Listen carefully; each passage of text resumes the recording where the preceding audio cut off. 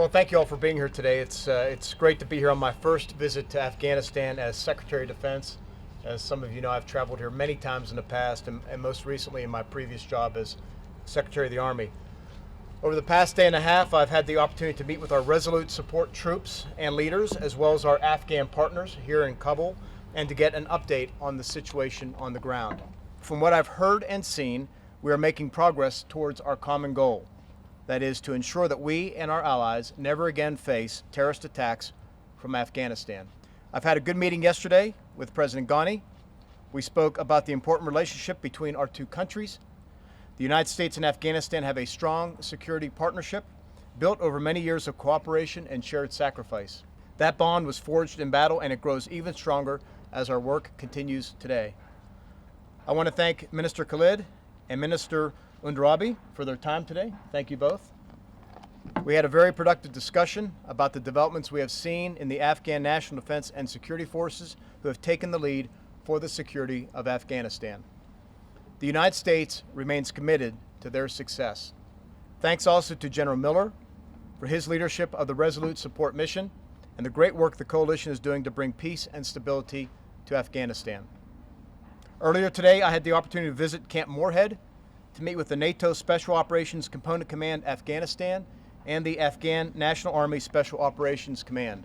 I was impressed by the skill and professionalism of those brave soldiers. Counterterrorism operations remain critical to our efforts to achieving peace and ensuring terrorist organizations cannot find safe haven in Afghanistan. I also want to commend the Afghan National Defense and Security Forces for their apolitical approach and their achievements in providing security to the recent presidential elections. This is an example of the important progress being made by the ANDSF to protect the Afghan people from the senseless violence of the Taliban and terrorist groups. Regardless of the outcome of the election, our security partnership with Afghanistan will remain strong. Our mission in Afghanistan has not changed.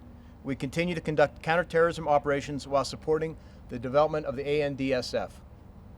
The United States remains fully committed to helping Afghans create a peaceful, stable, and prosperous Afghanistan, and to supporting the Afghans' efforts, led by the government, towards peace.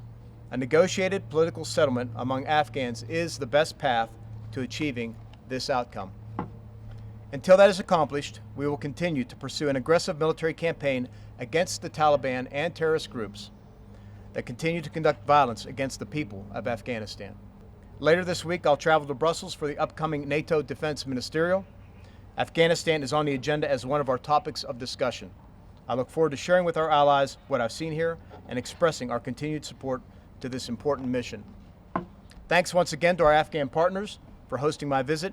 Together, we remain committed to achieving peace in Afghanistan in a way that protects the achievements of the last 18 years, reinforces our shared security goals, and respects the integrity of the Afghan people. Thank you. Mr. Minister. Thank you, Secretary Espere, and welcome to Kabul.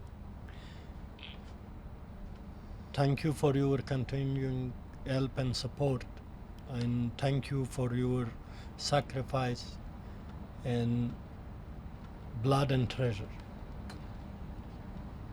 Afghan people will never forget your help and support during this war against terrorism. This will be the right time to thank my brother in arms, General Miller, and his team for supporting us in this fight against terrorism. Also, Afghan people are sacrificing lives every day, and we are in the front line of this fighting against global terrorism,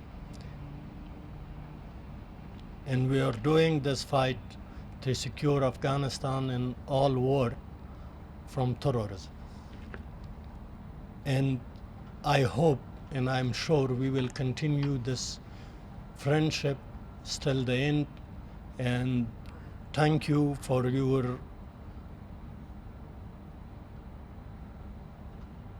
everything what you are doing in the training and equipment of Afghan forces.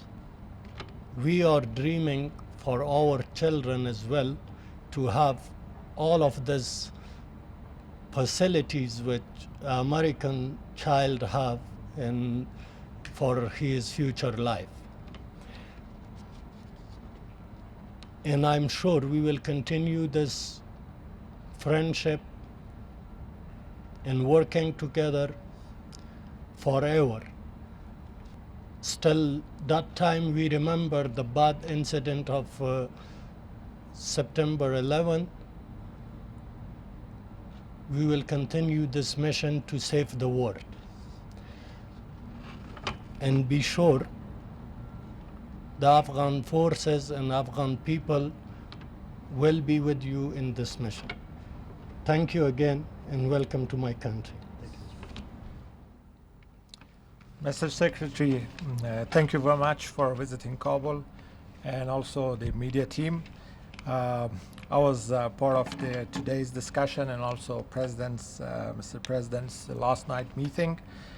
We talked about how the NDSF has collaborated in planning for the election and how successful the conduct of the election from a security point of view was. And how the Afghan security forces leadership that are emerging in the security sector has maintained high level of professionalism and apolitical in this process, which gives the hope for the future for the Afghan people, that the Afghan security forces are the custodians of our democracy and will pave the way for the future elections as they have set the example in the current election. We also talked about the continuous need for reform within the security sector and continues to continue building capacity across the level and positioning the security sector and the police to utilize the training, support, and equipments that are being provided for the last years, which will continue.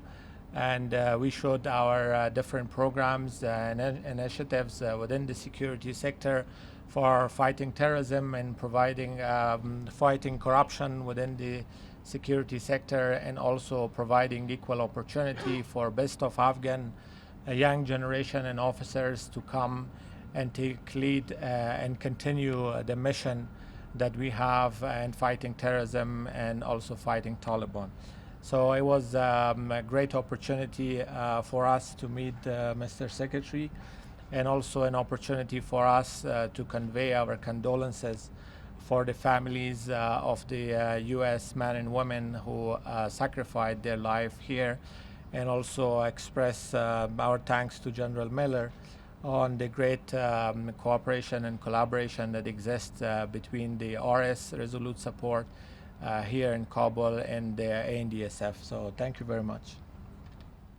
Mr. Secretary, I'll keep my remarks very short so we can go ahead and begin some questions. But I'd just like to welcome you and your team to Afghanistan. I think in the last day and a half we've covered quite a lot of ground, both in the political space and the security space.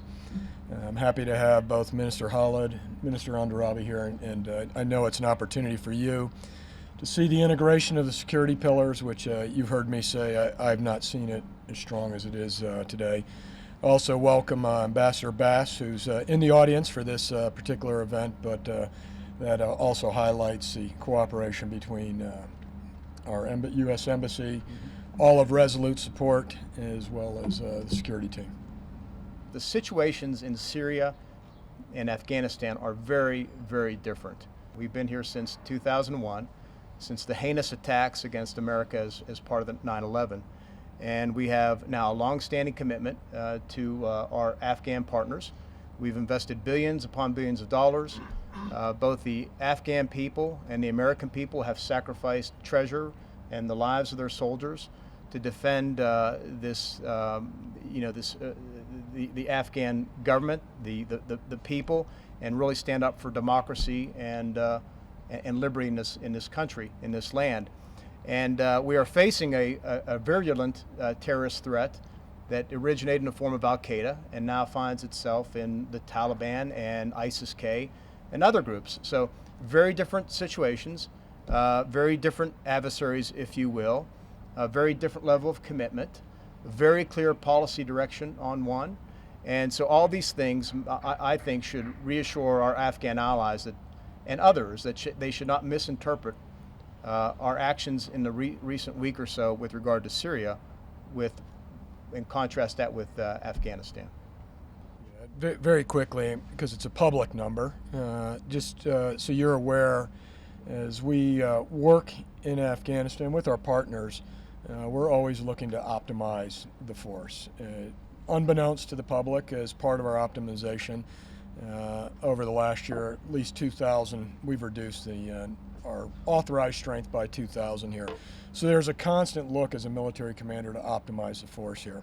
And what it's based on is you understand the risks to the force, risks to the mission, and look at it in terms of capabilities. And where I sit right now as I make my recommendations through my military chain of command, I'm confident that we have the right capabilities to, one, reach our objectives, as well as continue train, advise, and assist throughout the country.